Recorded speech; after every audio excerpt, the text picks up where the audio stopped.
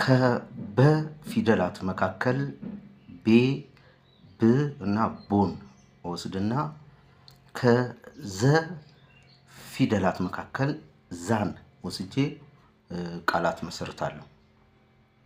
ቤዛ ብዛ እና ቦዛ።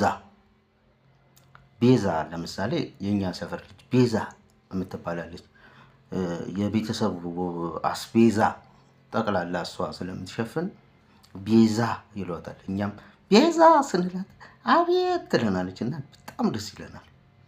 ሌላው ብዛ ብዝሃ ሀብት ሊሆን ይችላል። ብዛ ተባዛ ሊሆን ይችላል። ቦዛ በአሪፎች አነጋገር ጠላ ማለት ነው። ቦዛ ስታበዛ ትሆናለህ ነዝናዛ። እኛ አሁን ግራ የገባን ቤዛ ብዛና ቦዛን መለየት ያቃተው ምን እንበለው? ምንም ማለት አይቻልም። ፈጣሪ ይምከረው።